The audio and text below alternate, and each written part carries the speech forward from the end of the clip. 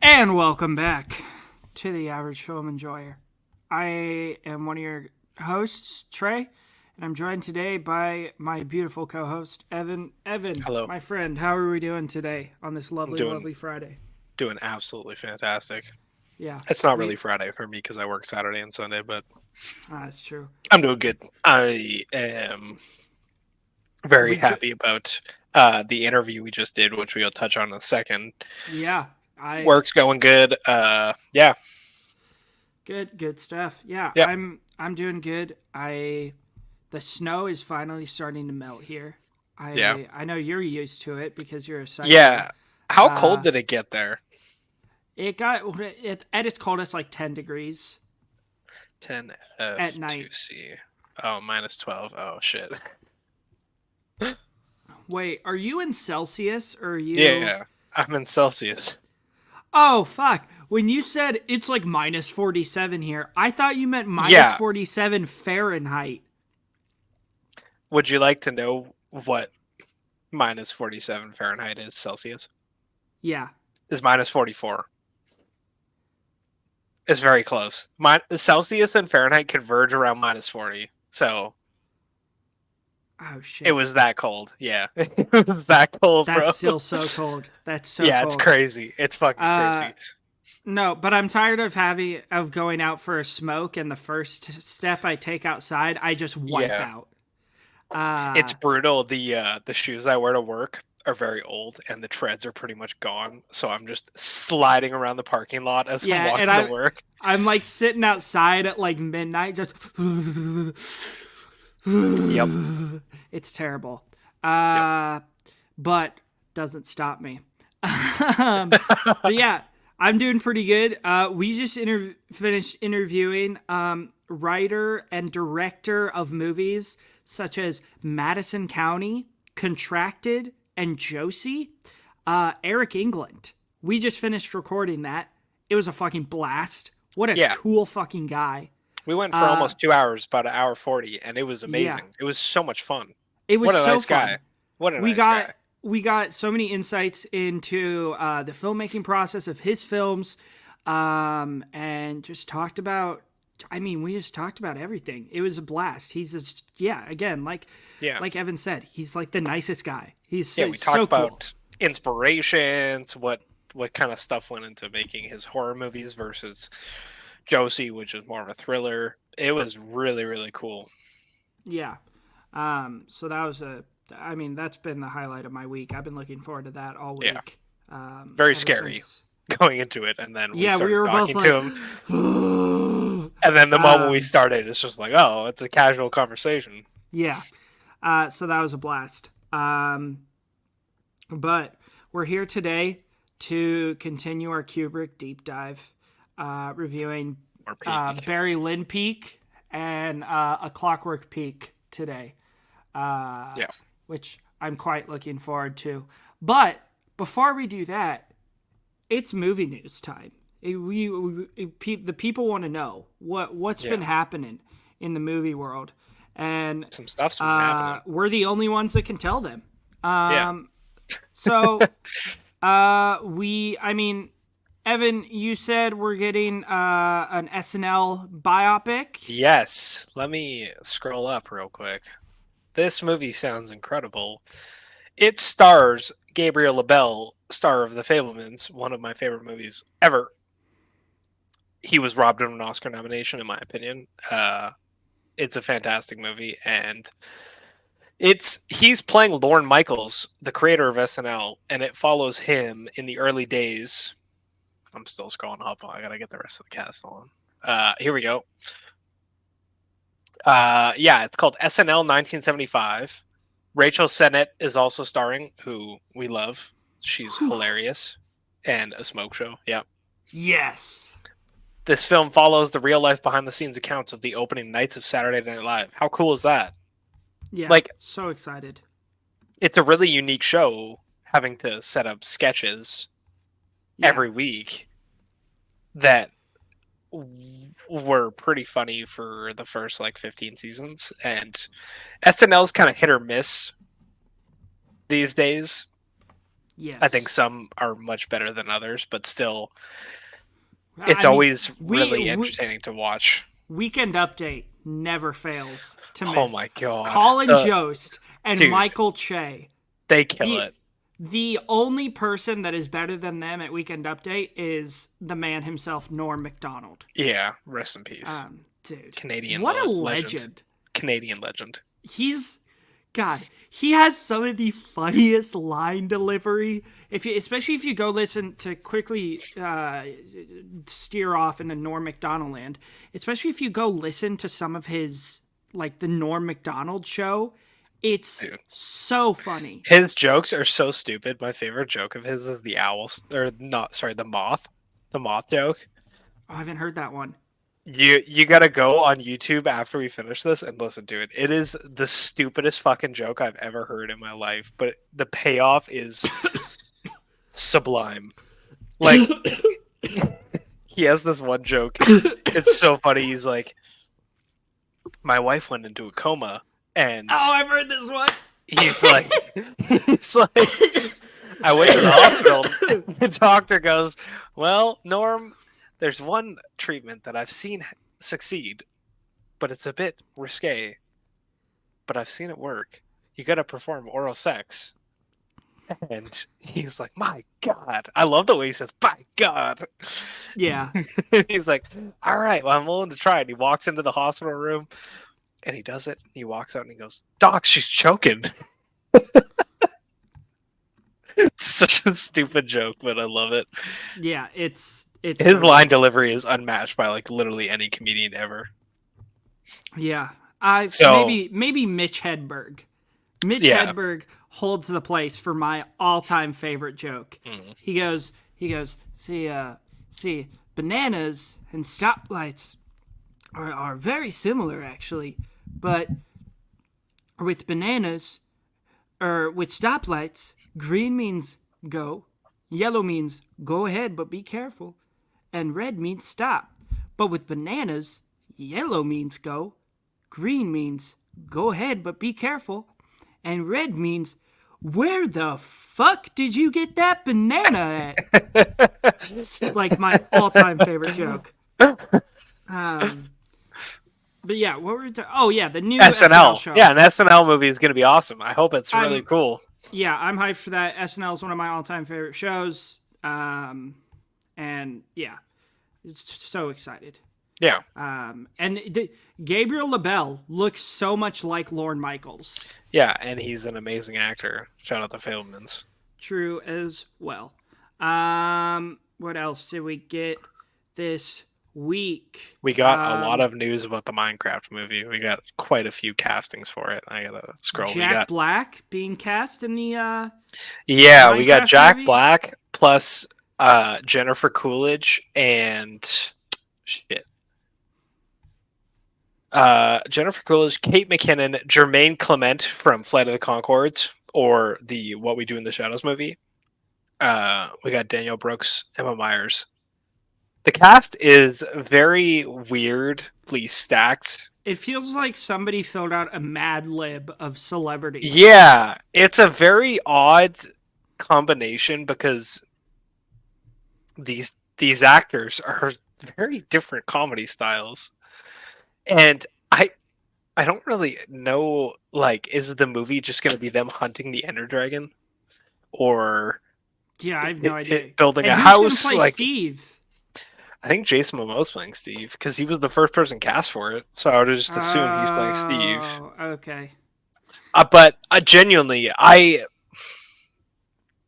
don't have a lot of faith in this movie. I'm dying to see a trailer for it to see what they're going for. But yeah, we'll see. It's interesting. Yeah. We also got one thing that kind of piqued my interest. So Jodie Foster came out and said in a statement that she turned down playing Princess Leia in Star Wars instead of Carrie Fisher, which I think would have been an interesting casting, especially coming off of Taxi Driver. I think it would have been Mhm. very interesting, but I Really can't really dodged a see bullet. any. Yeah, that's true. Uh, Man, that it's, that scene in The Last oof. Jedi is rough. I know you glazed that movie, but Dude, that movie's that scene is peak. that scene is crazy. I love it so much. It's so good. I'm sure we'll do a Star Wars episode one day to my dismise. Yeah. But yeah, Unfortunately, I don't love all of it, but I think some of it is yeah. pretty fun. Um, We got a sequel to the Polar Express being worked on now. which is something Interesting. we've all been asking for, obviously. Yeah. Uh, Bring back that creepy ass kid. yep. And you didn't need to make this movie. It's probably going to do fucking crazy at the box office. Yeah. Um, let's see. We got our first gameplay trailer of Indiana Jones. Yes. Looks Circle. fucking sick. Yes. I am so excited for that. Yeah, I was really skeptical about the first person nature of it, and then I saw that Machine Head Games is making this, and they made the Wolfenstein remakes, Yeah, which are Wolfenstein's phenomenal. They're so fun. Yeah. So, and then I was like, all right, I'm in. So, I was really surprised this is coming out this year. Mm-hmm.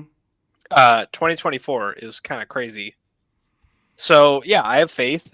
I'm cautiously optimistic about it, but I think it's going to be pretty fun. I'm curious about the combat. That's my big issue. But I mean, the Wolfenstein games have amazing combat, so we'll see. The whip could be a little clunky. But yeah, the story looks sick. Troy Baker voicing Indiana Jones, one of the arguably greatest voice actors of all time, alongside Nolan North. This has potential to be a very sick video game. So yeah. Yeah. We've got a Wizards of Waverly Place sequel series coming out. I know it's not movie news, but it's peak, so yeah.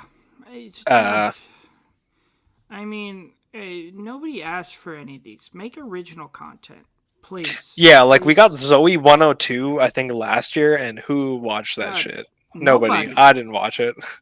Nobody cares. Yeah, nobody cares. If we want to watch these movies, if we want to like revisit these childhood memories, we'll watch the original. Yeah, like I went back and watched iCarly again, and it's peak. Have I seen the new series? No. Yeah. But I'll watch the old one forever. One last piece. It's not movie news, but a quote from our boy Jason Momoa that I want to talk about is he said, quote, "None of my movies are going to the awards. I'm not really that guy, so maybe one day it'd be nice to have one of those kinds of movies where it's a really, really good movie." End quote. Bro, your movie was nominated for like literally 10 Oscars. Yeah, he's literally in Dune. He's in Dune. It's ridiculous. I don't know if he's talking about like acting wise. Yeah. But yeah, and also speaking of Dune, Dune is being re-released in IMAX on January 24th in North America. I think it's some different dates in the UK, but go see that shit in IMAX because I've seen it in IMAX and it's pretty awesome. Yeah. Also, last thing before we get into our reviews today, Jim Carrey, not Jim Carrey. Nope. Sorry, everybody. We're both like, we just finished recording for like 2 hours, so I think we're both kind of out of it a little bit. Nick Cage came out and said that he doesn't understand why Disney has yet to greenlight a National Treasure 3. And I don't understand it either. Nick Cage just saying what we're all thinking. Yeah. Give us a National Treasure 3. Give us more Ben Gates. Yeah. I rewatched both National Treasure movies last year, and they are an absolute blast. I watched National Treasure with the Da Vinci Code trilogy back to back, and it was just like a week of pure adventure into ridiculous, convoluted storylines, and I ate up every single second of it.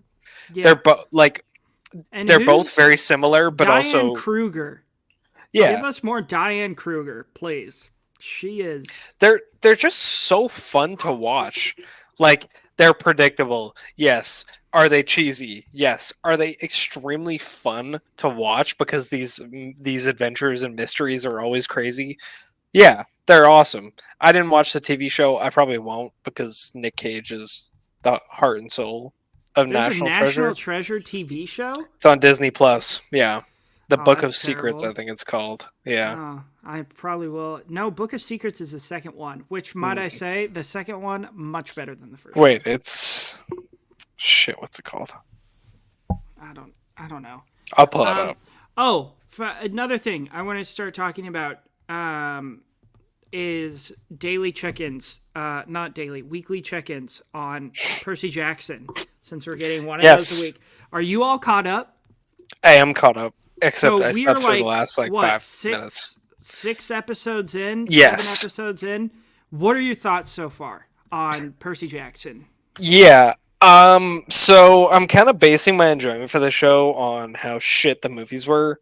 I think the show is a ton of fun. It's nothing crazy. I think that the stakes tend to be pretty low. Like the overarching story is pretty intense, and then episode to episode, you don't feel the stakes as well as you should. But I think it's really fun to watch. I think the performances are good. The castings are really great. Annabeth Percy, blanking on his name, the satyr. Grover. Grover, thank you. Awesome. Their chemistry is good. Something I need to shout out. Lin Manuel Yes. Miranda, thank you for chilling the fuck out and Yeah, being a not. normal human being on this last episode. Oh my god. My favorite Lin Manuel Miranda performance, maybe ever, besides Curb Your Enthusiasm. Yeah. He was so tamed in this episode. Mm-hmm. It was great. I loved it. He's sitting at a poker table with a bunch of women trying to make money, and he's super casual. Like, that's what I want. Yeah. Because he's a very talented man, but he's super overindulgent on himself, and it's annoying. That's the word I'll use for it. He can be very annoying. So Mm-hmm. I Yeah. enjoyed. I liked Grover's side story a lot in the last episode. I thought it was fun, the whole Yeah. pan thing. Mm-hmm.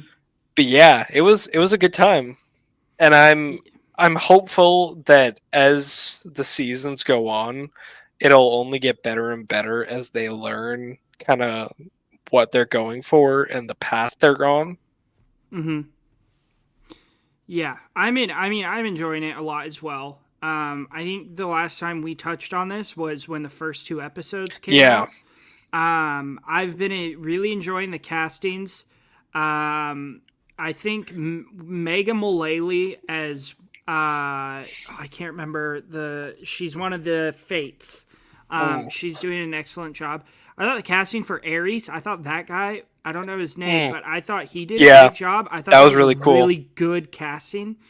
It's interesting because I'm assuming here's the thing with this show and why I think they're doing such a good job is because every time the credits roll, I'm disappointed. I'm like, God, give me more. Yeah. And the interesting thing, because I think we're finally getting to that point where next episode on Tuesday, we are finally going to get Poseidon, and we're finally gonna get like interactions between Percy and Yeah. his dad. And if you look up the cast, it has like the full cast of the show, and then it has some actors who don't have a character under them. They're just like cast in it. So it's Okay. obviously like people who are in it, but the characters have yet to be revealed. Right. And I've been trying to think about like, oh, who is going to be Poseidon? Who's going to play Poseidon? I mean, this is a huge role that is going to be a recurring role throughout the series. Just a massive role as Percy's dad. And I see Lance Reddick up here. Oh my god. Really? how much I would give to have Lance Reddick as Poseidon. Just But give it then to me. But I mean, the problem is they'd have to recast him for later films yeah. because he died last year. R.I.P. to Lance Reddick. But I would love to see him as Poseidon. Yeah, that'd be really cool. I my first thought when I heard Poseidon casting was Clancy Brown, Clancy Brown, who infamously played Mr. Krabs on SpongeBob SquarePants, but more recently, shit. Oh, he was in Detroit Become Human, the video game. Mm-hmm. And it's a very dramatic role, and he was, swearing, and it just kept it very serious. And I was like, dude, this guy should voice act in more shit, because his voice is so iconic and like genuinely angry and like just a bitter person. And Yeah. I feel like it could be fun. Yeah. I also, you know who I wish they would have cast as Ares? John Bernthal. Ooh. Imagine John Yeah. being like, hey, let me tell you Just something. rubbing his bald head, and he's like, hey, let me tell you let me I know tell who you. Lightning Thief is. I know who he is. Something. Let me tell you something. That'd be so funny. Yeah. But yeah, all jokes aside, John Bernthal would be amazing. I'm happy with the show. I'm hopeful that it will get its full run through all the books. Yeah. Really hopeful, because the movies didn't. Rightfully so, the movies suck. Yeah. But yeah, it would adapt well to the screen, and I think it deserves its full shot. So I'm hoping the show can carry that through. Yeah, I don't know who they're gonna have as Ares, not Ares, Hades, though, because they had Steve Coogan as Hades in the movie, and I thought he did a great job. I thought that was an amazing casting. But I don't know. We'll have to see. Also, the National Treasure TV show is called The Edge of History. That's pretty so bad dumb. name. Pretty bad name. So dumb. Have you seen the guy on TikTok who does like good band name, bad band name? Yeah. That's a bad TV show name. It is. The best parts about those videos is where he's like, I don't give a toot! I think that's so funny. Dude, they need to go to Steven Spielberg and then take one of the like not chosen names for an Indiana Jones movie and then just make it a National Treasure one based off that. That'd be a good idea. Those are just gas. Or imagine like a crossover between Indiana Jones and imagine this for a second. Indiana Jones and the Dial of Destiny comes out, and it is not Phoebe Waller-Bridge. It is in fact our boy Benjamin Gates. The homie. Crazy. That would be so sick. That would be fucking awesome. Dude, I was just thinking, imagine how cool a title it is, National Treasure Dial of Destiny. That's so good. Like, why did that movie have to suck so bad? Because that name is cool as fuck. It didn't suck, but it wasn't good. It was so aggressively mediocre. Yeah. Which is why it was so... And it was so fucking long. It was too long. It was like 2.5 hours. Yeah. It was too long. Speaking of long, let's get into our movie reviews today. Yeah, you want to do Barry Lyndon first? No, let's do... Well, we Clockwork. do them in... Yeah, Clockwork Orange first. Right. Which I think we both like Barry Lyndon more, so let's just bust out Clockwork Orange. Yeah.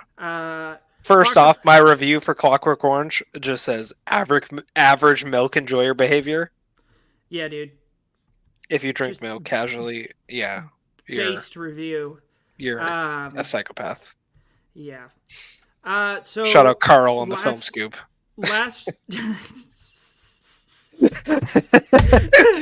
We need to stop insulting Carl and Cash so they actually come on our podcast. Yeah, sure.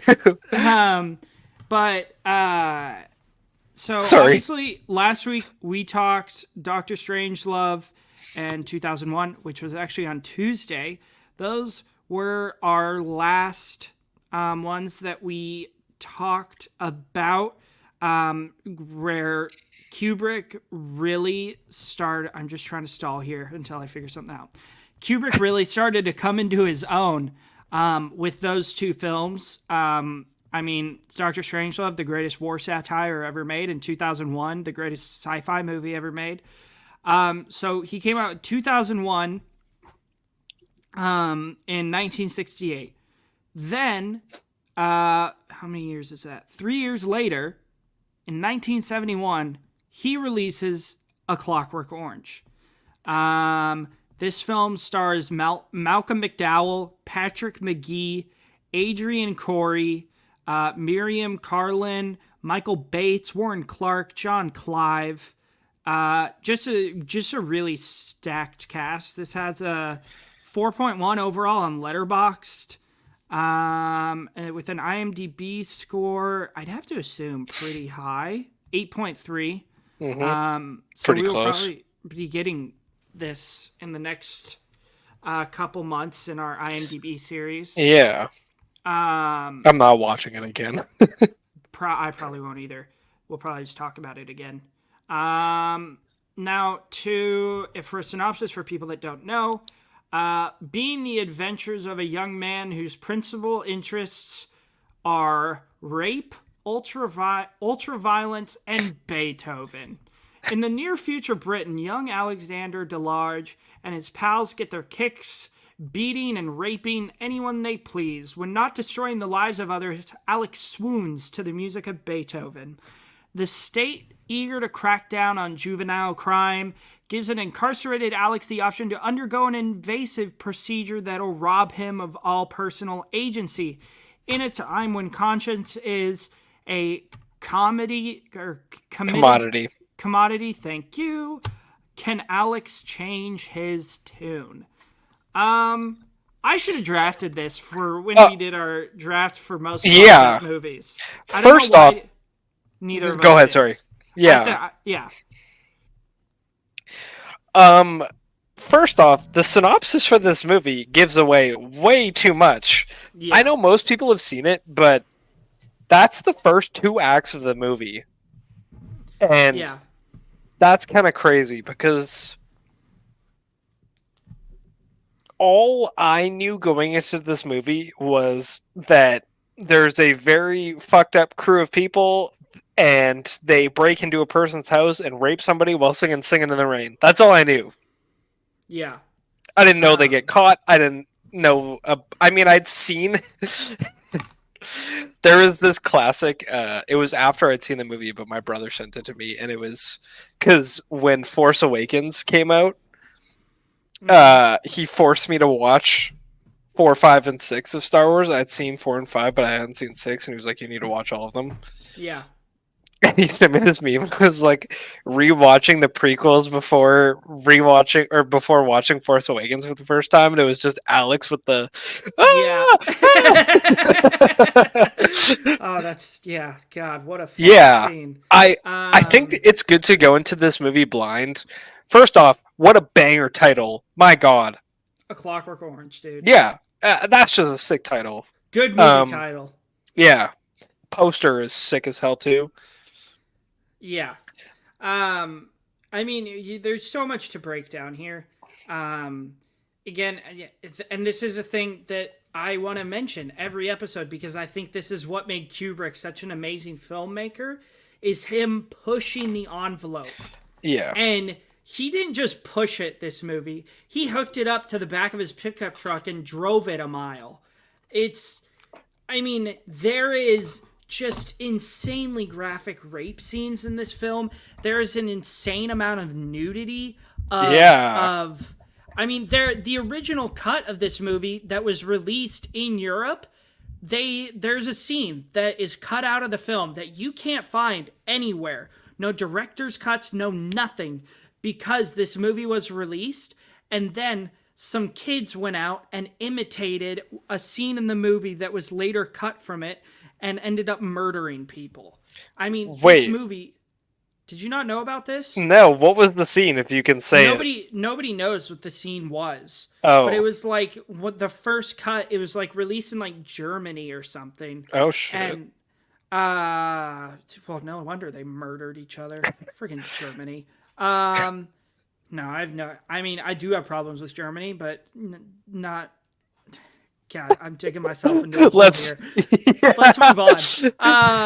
But yeah, there was like a scene in the movie that is in like the first like 10 or 15 minutes that they cut out because it was then kids went out and like imitated it and ended Oh up my god. murdering people.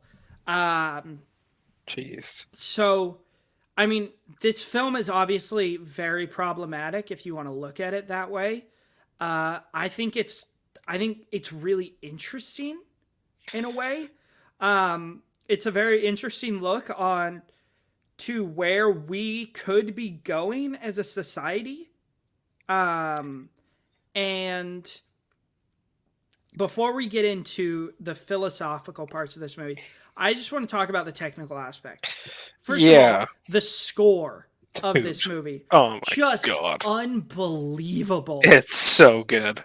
I mean, when I'm going to be up, now when I'm going to be out on my night walks having a smoke, of course I'm going to put on the Clockwork Orange score. Bring a cane and a glass of milk with you. Yeah, it's just unbelievable. Yeah, it's so good.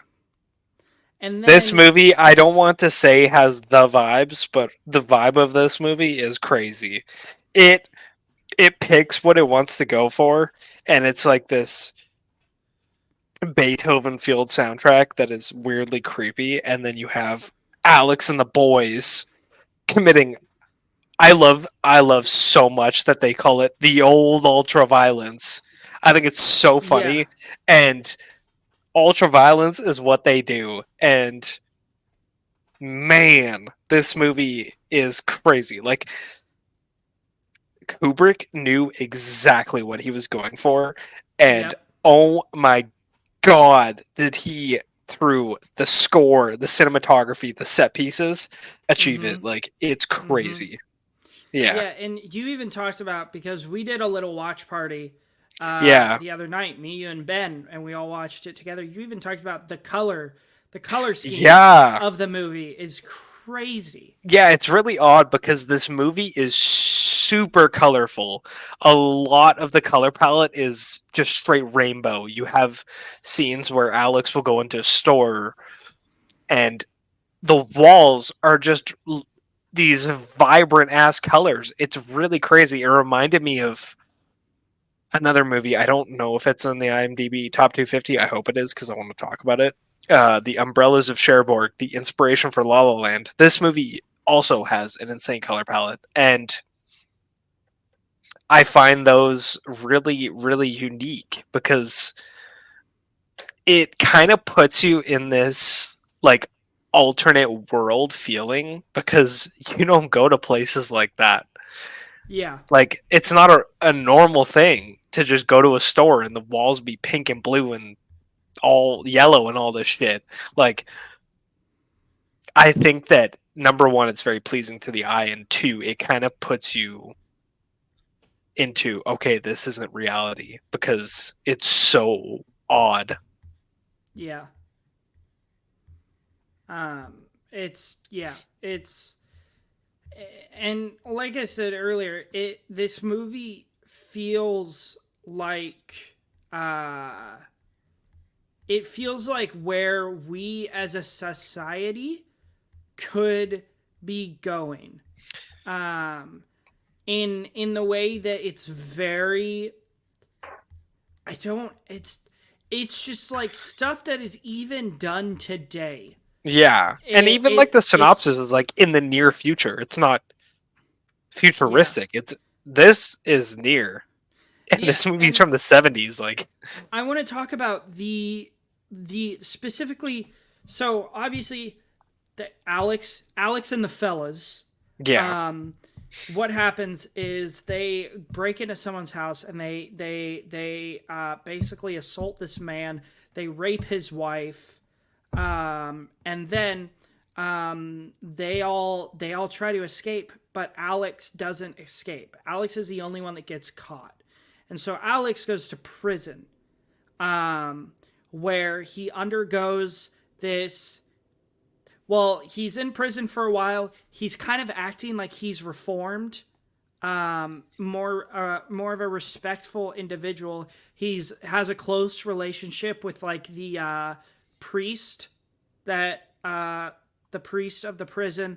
And then he goes into this experimental. They're creating this experimental psychological treatment to basically condition juveniles to not do bad things. Yeah, it's like Trying to exposure therapy. Yeah, they're trying to cut down on juvenile crime, and it's basically the therapy is they force these juveniles to watch these terrible videos until they get sick Of stuff they've done. And so in real life, when they go to do these things, they get physically ill, so they can't do them. And so essentially what happens is they take away, and the father kind of goes into this after they do the demonstration, where they like have some guy try to get Alex to fight him, and then some girl come out completely naked. And Alex, even Alex as the narrator, is like, all I wanted to do was to like have her. But like he tries and he gets physically ill. Can't. Yeah. He physically can't. And the father even goes into this, and I think this was what I found so interesting about this film is like, he's like, you have taken away his choice. You have taken away the choice he has to whether he is forced to make the right decision now. He has no choice in the matter whatsoever. And I think that's what's so interesting is you kind of start in this mindset that like, oh, what they're doing is good. Obviously Alex is a very fucked up individual and they're trying to help him and fix him, and that's good. But then you have the father coming in being like, no, this isn't good. You've basically taken away what makes him human. And I found that very interesting. And I think that's a very risky choice for Kubrick to make in this situation, especially with how messed up he makes Alex seem in the film. Yeah. I was wondering if you have any thoughts about that. I really enjoyed that. Yeah, it's really, really interesting. Because, it's pretty much exposure therapy in the most extreme way. Today, that's something that's used for people with addictions. And it's in a way, Alex is addicted. Like it's like you said, he sees this naked woman and his first thought is, oh, I'm going to rape her and, just go to town. Yeah. And it's almost like Kubrick was like, people have addiction to violence and crime, and I'm going to show them what it takes almost. I don't know if that's the right way to say it, but he's kind of pushing how extreme all of this society is and how crazy these crimes are, while, creating it's weird because it's kind of an entertaining movie watching Alex and the boys when they're not breaking into people's homes and tormenting them, like interacting. Like you have, we just watched it, I don't remember his name, but the one guy that's kind of stupid that they just straight torment and make fun of for being stupid. I don't remember. But yeah, this movie is very over the top. Like, yet it's set in the future and it's a very realistic society we could be in. And they go to a milk bar where milk is dispensed out of a mannequin's titties. Like, it's ridiculous. Yet, so much of the content and themes are so prevalent. Even today, even this movie is like 40 years old. 50 years old. It's really interesting to see how ahead of his time he was with like I'm having a hard time pulling thoughts because I'm just like my brain is racing about how yeah Kubrick just knew. It's kind of crazy. It really is, and he did the same shit with 2001 and AI, like Jagger was talking about. This with Yeah. crime and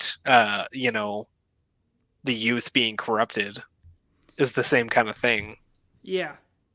Um, yeah, it's just such an interesting and thought provoking film. And it's obviously very, very divisive on whether people like it or not. I've seen people give it a star and a half, I've seen people give it 5 stars. It's really, it really comes down to the person on whether you'll like it or not. Um, but I love it. I gave it a 4.5. Evan, you actually raised it up from a 4 to a four and a I did. half. Yeah, I saw So this movie. My brother bought a. I was pretty young. I was probably 15 or 16, and he bought a Kubrick collection. mhm. And he went away. He was because he was an actor for a little bit, and he went to an art camp. Yeah, And he was like, "You should watch them." So I texted him as I was watching Clockwork Orange, yeah, as like through scene by scene, and I hadn't seen it since then. So I was like, I remember liking it. I remember thinking it was not as good as 2001 or The Shining or those two. mhm. But yeah, it's a fantastic film. I really really liked it, and I didn't remember literally any of the third act after Alex gets out of prison, so Yeah, it still felt really fresh. And I think that third act is really great. Like the scene when he goes back to his parents' house is amazing dude. because he's Fucking trying Joe, so bro. hard to be respectful, and he never really was before. I mean, Yeah, he's like, "Oh, I got the stomach flu," and he's not like yelling or anything, but he goes back home and he's trying, and then it's just like, "Oh, we replaced you, and yeah, you're not as good as our house tenant." yeah. Fucking It's Joe. crazy. All the Yeah, homies hate Joe. yeah. All the homies hate Joe, and then the Um, boys being uh, police officers is crazy. yeah. Agreed. Yeah, I really love that third act. The whole film is magnificent. It could probably go to a 5 at some point. I'm not gonna lie.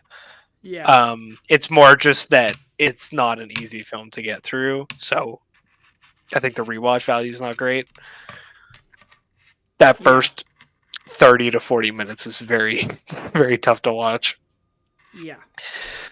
Kubrick doesn't Um, shy away from anything. no, he does not. Yeah, Um, but yeah, go check it out. It's streaming on Prime in Canada. yeah. You'd have to rent it here It's in the like Primer USA. Stars. Yeah. But yeah, go check it out. Highly recommend. Yeah, the pacing's really great too. It's over 2 hours and it goes by really quick. Yeah. I think it has a very Um, natural flow to it that it just kind of it moves really well. Yeah. and yeah, but yeah, let's get into personally one of my favorite watches of the month. Um, it's 1975. Kubrick is just coming off the heels of A Clockwork Orange. And he goes basically in the complete opposite direction. Yeah. Uh, It's crazy. comes out with an insanely beautiful and stunning period piece. Yeah, one of the greatest period pieces of all time. Barry 100%. Lyndon. Um, I mean, just a masterpiece. An Irish rogue uses his cunning and wit to work his way up the social classes of 18th century England, transforming himself from humble Redmond Barry into the noble Barry Lyndon. Ryan O'Neal as Rest Barry in peace. Lyndon. First thing I want to talk about. Is it just me, or did he totally look like Jonathan Groff? Yeah. It's weird, dude.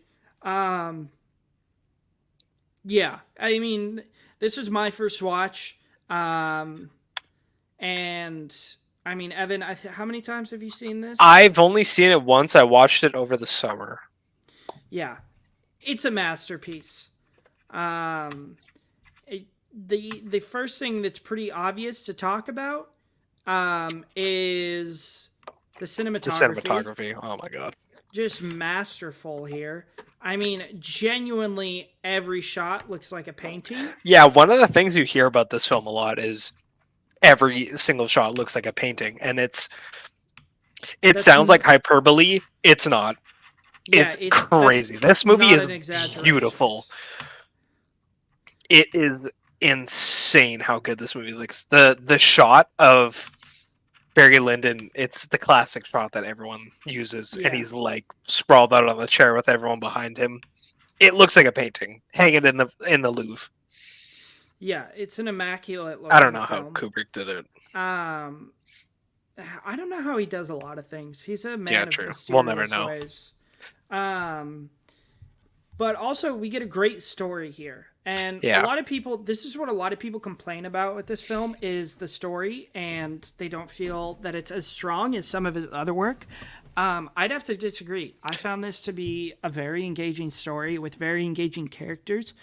I loved the character of Barry, and I mean, yeah, I thought this was just an immaculate film. Sorry, I'm yeah. running out of things. My brain is I'll running out I'll of take things to over say. for a minute while you. Yeah, go Yeah. ahead. Okay, so this movie I think is it's very entertaining. I think a lot of people. I remember my brother when he was at that art camp while I was watching Clockwork Orange. He watched Barry Lyndon. Told me it's from the guy that made The Shining, and it's a 3 hour period piece about a guy who wants to duel somebody. And I was like, that sounds like the most boring shit I've ever heard in my life. And I was like, I'm Yeah, never watching this movie. And then I watched it. First off, the first half of this movie is fucking hilarious. Barry is such a klutz and a buffoon, and the way he gets out of situations he gets into is it's. I think it's really funny. I yeah, genuinely think the first half of this movie is, excuse me, really funny, and the whole scene when he starts fighting in that one, like big meeting in the second half. I can't mm-hmm. remember who's in it. I haven't watched it a bit. I think that scene's really funny. The whole fist fight thing. Um, I think the combat scenes are intense. Like when he's dueling the one guy at the beginning, and it's just blanks, but you don't know that, and you think he genuinely murdered the one guy Yeah, just to get.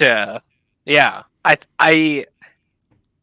and he gets robbed and all of this. Like I genuinely think the first half of I have a few issues with the second half. I think it's a bit slower paced. But mm-hmm. the first half of this movie is so rapidly paced and entertaining, and there's so much going on that you're super locked in. And Yeah, yeah, I think it's funny.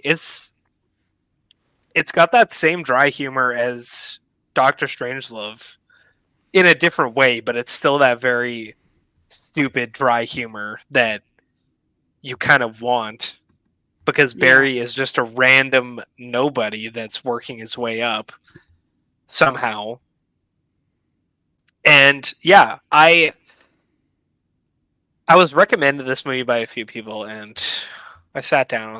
I was trying to find a day to watch it. I was like, you know what, I'm just gonna do it. I might not like it, but I'm still gonna watch it. And yeah, I was locked in. It goes by. It feels like a 2 hour, 2.5 hours max movie. mm-hmm. It goes by really quick. I don't think the runtime is an issue, even though it's intimidating. Um, Yeah, the second half, I find, like I said, is a bit slower. I really love the dueling scenes in the second half. yeah. It for I think sure. they're really intense. They're not as entertaining as the first half. Like the second half is not as funny. I find myself drawing. I mean, I know Amadeus came out later. I believe it later. Drawing myself comparisons to Amadeus with this movie. Mm-hmm. So I don't know if you've seen it. Yeah, 1984. Wait, what year did this movie come out? 75. Oh shit. Yeah. Okay. Um. No, I've yet to see Yeah. Amadeus. I think Amadeus is a superior film to this. You need to Mm-hmm. watch it, Trey. It was nominated for a lot of Oscars and it won 8. Yeah, I'm pretty sure it's got to be on the IMDb list. It's fucking amazing. So we'll probably talk about it at some point. But I find myself comparing period pieces a lot because I find it's a genre that I'm kind of picky about because Yeah. they're very easy to be boring movies. I think it's it's hard to make a compelling period piece because it's so easy to make a boring one. You know, Hmm. I don't know how you feel about them.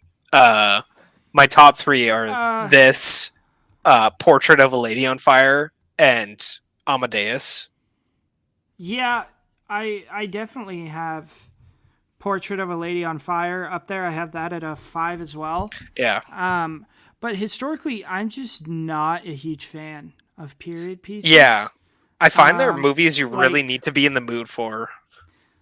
Lincoln, I wasn't a huge fan of. I haven't seen it. I've heard it's boring.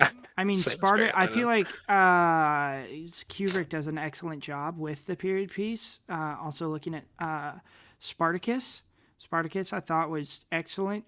But yeah, I don't know. It's not like my go-to genre, but like I'm not like gonna turn myself away from it, if you know what I Right. mean. Yeah. Um, yeah, I think I don't know. They're not my favorite, Yeah. but I think they are still good. It's an interesting genre because it's very saturated with remakes of books, Yeah, like Jane Eyre and all that shit. yeah, Um, but I think Kubrick really set himself apart and created something unique because it wasn't really what I was expecting at all. no, You expect you kind of period pieces tend to be paint by numbers. It's this and this and this and this, yeah, and it kind of fall. And this movie is not that at all. yeah, um, yeah. Barry Lyndon streaming. I watched it on Tubi. Yeah, So don't watch it on TV. if you watch it on Tubi, it'll come out around 3 hours and 45 minutes. Instead of just First thing, 3 shout out hours. Tubi. Tubi is amazing. Come sponsor Second us, thing, Tubi. don't watch Barry Lyndon on Tubi. Rent it. Pay money for it Yeah, because you don't want the ads during a 3-hour movie. That's yeah. not fun. But yeah, Yeah, that's our Kubrick movies for today. Barry Lyndon and A Clockwork Orange. Sorry, we are so yeah. out of. Sorry, I am so out of it. One period piece I really want to shout out, and I Yeah, want at one point, Trey, once you see Poor Things, to do a Yorgos the ranking. favorite. The favorite, yeah, the favorite's fucking Yeah, awesome. yeah. That and Poor Things are the only Yorgos movies I haven't seen. Yeah. Um, So once Trey sees the favorite, you can expect, because I'm going to force him to, because Yorgos is my second favorite director of all time, maybe first favorite. I will force him to do a Yorgos episode. yes. You can expect that. Yeah. But yeah. Next week. Next we week's will going to be be doing crazy. The Shining. And then on Tuesday we're doing Logan. And then God bless you. Thank you. Sorry. But yeah, let's get in. Evan, you want to get into what we've been watching recently? Yeah.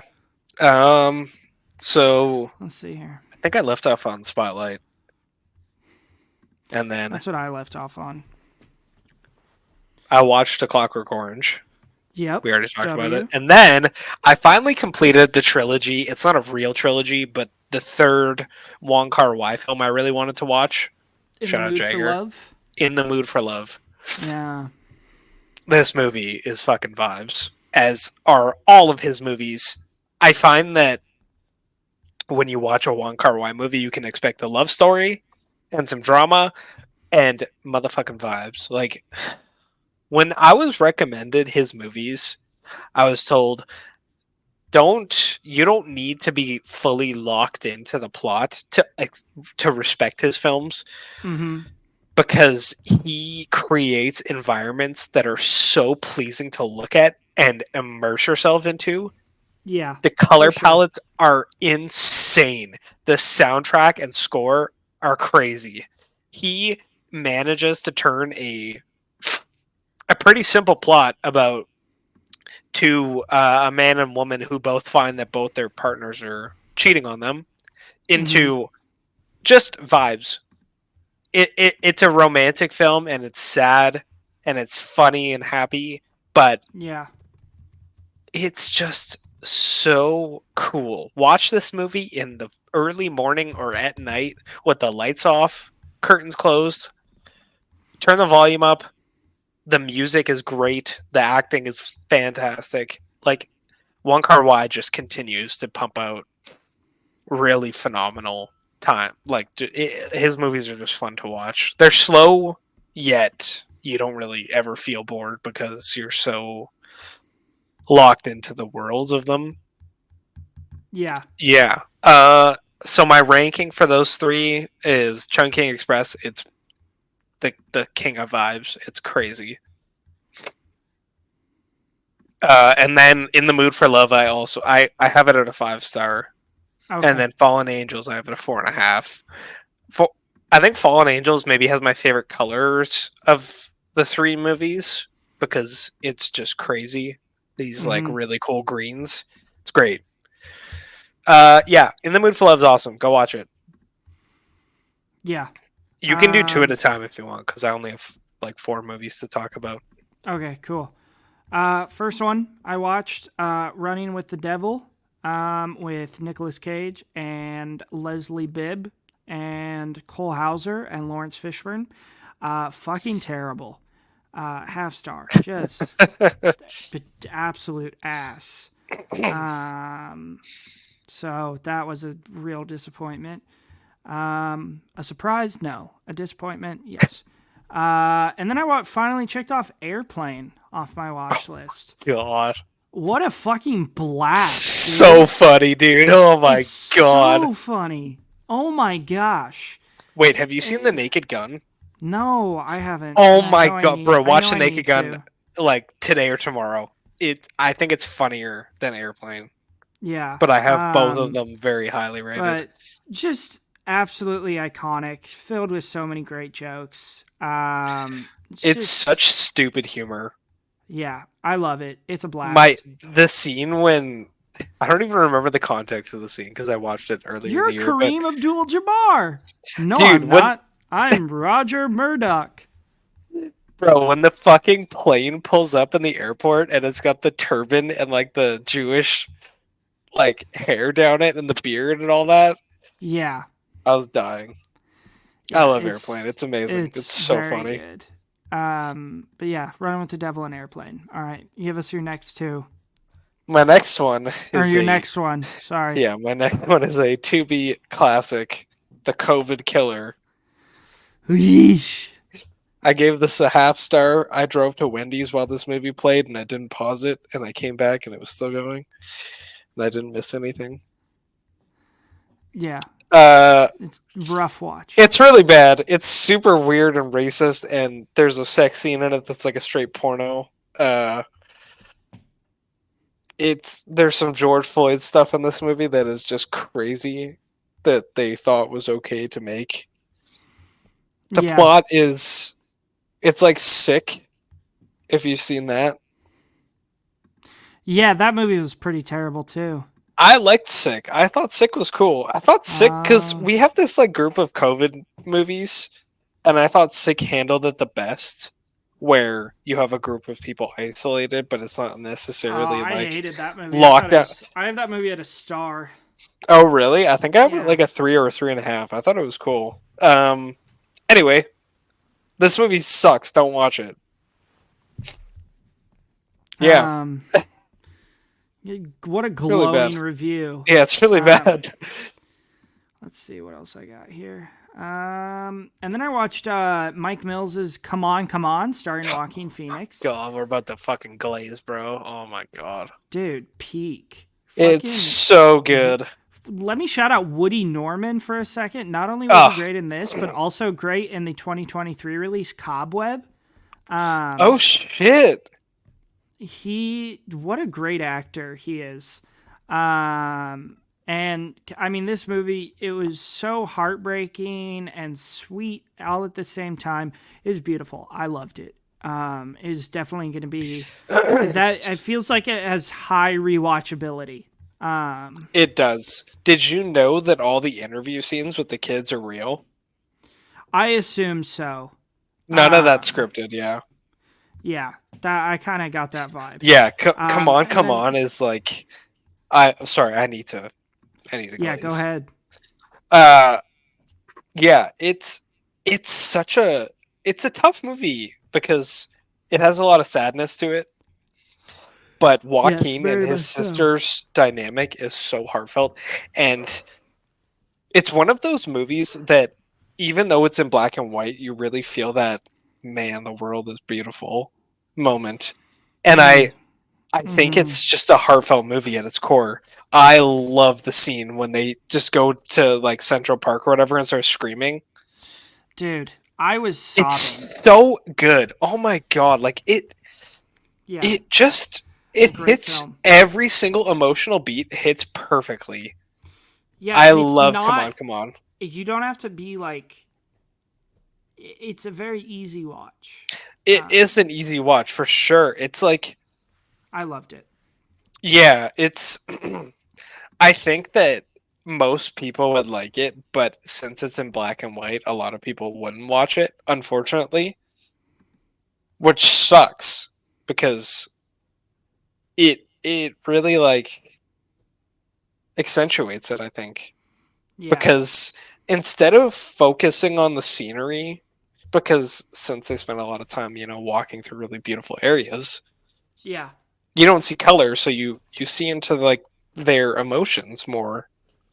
Mm-hmm. And like, yeah, it's so good.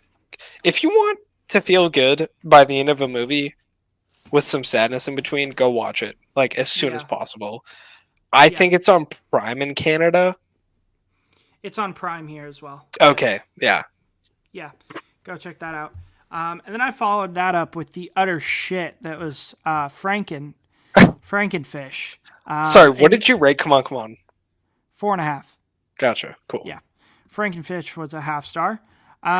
When the body of a man is found completely destroyed in the swamp in Louisiana, the medical investigator Sam Rivers is assigned to investigate the murder. He travels with the biologist Mary Callahan to the location where the victim lived in a floating house, and he meets his family and friends.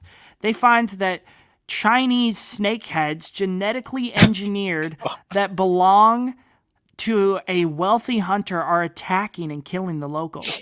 While the group fights to survive, the hunter Jeff arrives with his team to hunt the predators. Fucking terrible.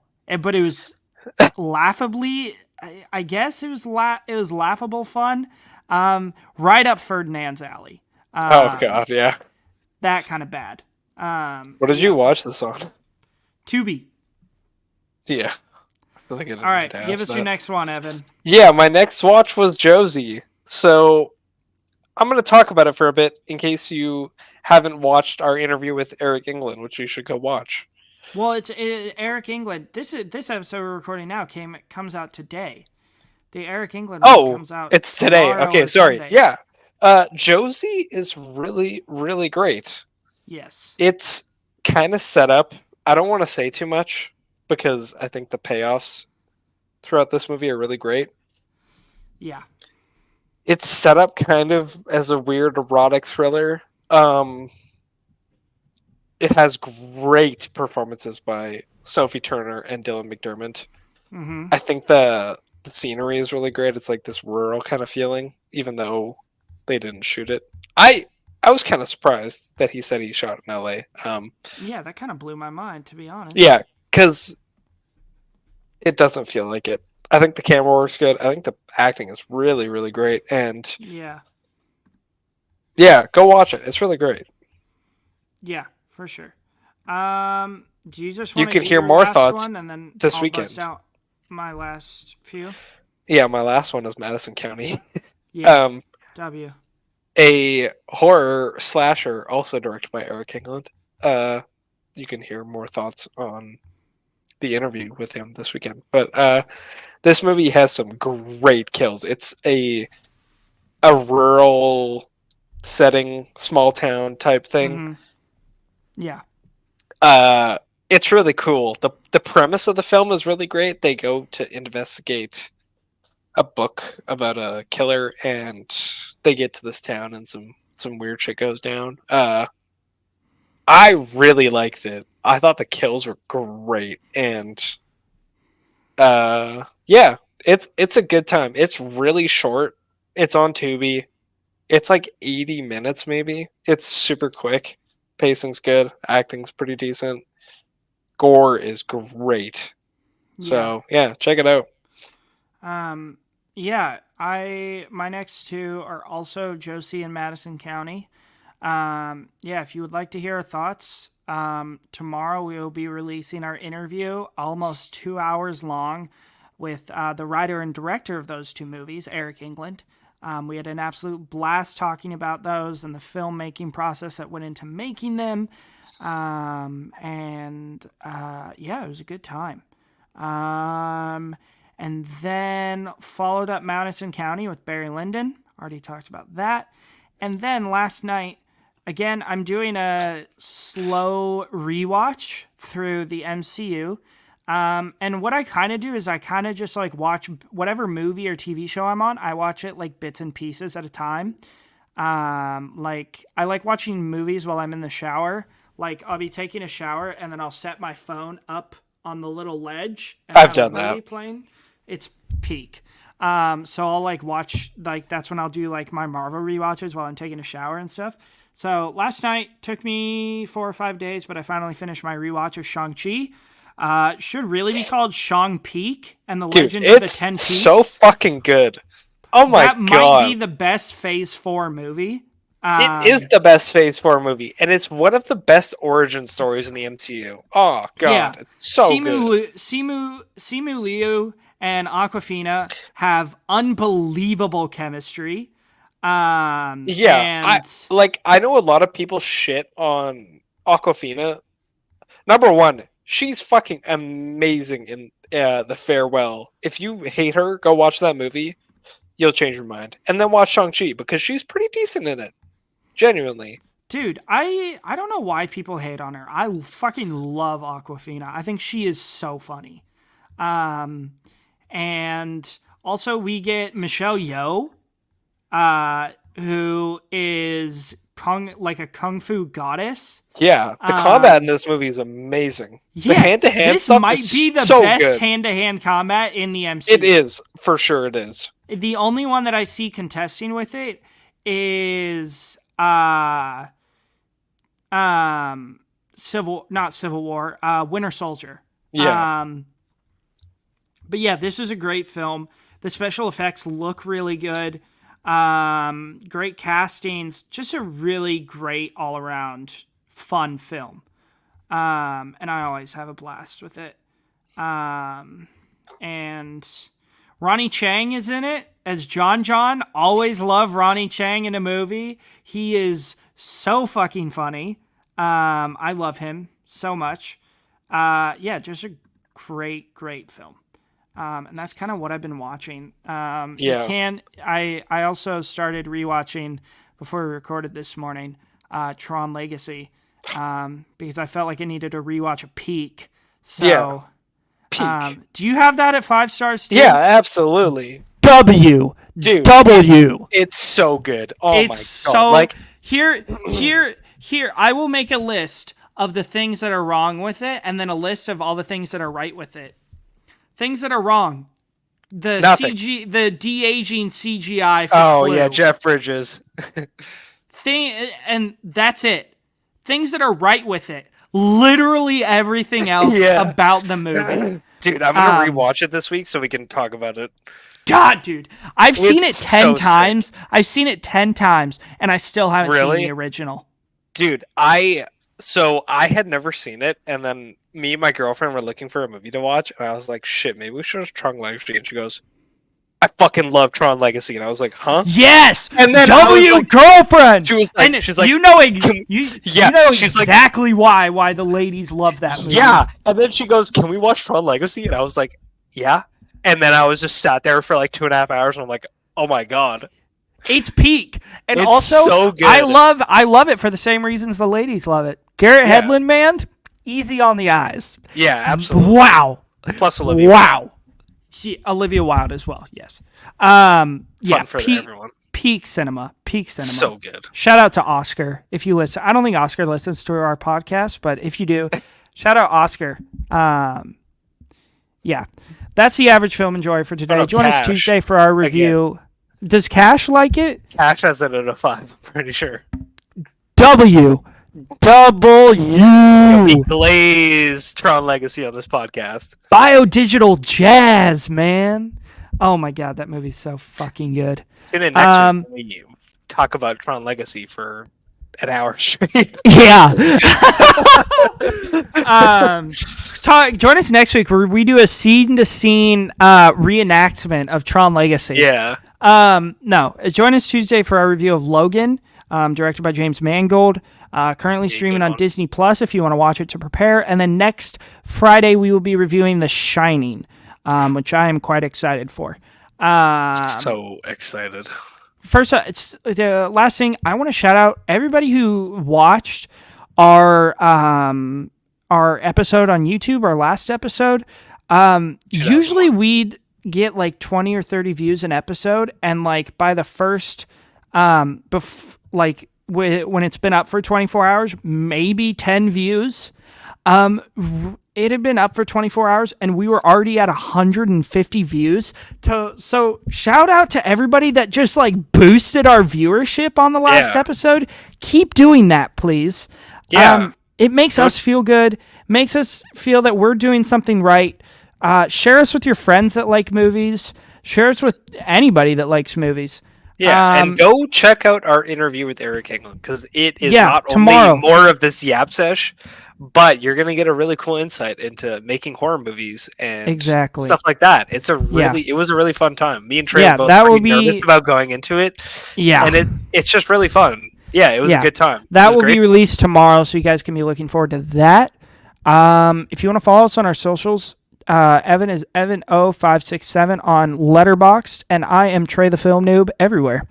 Thank you again for joining us on The Average Film Enjoyer, and we will see you tomorrow for our interview with Eric England.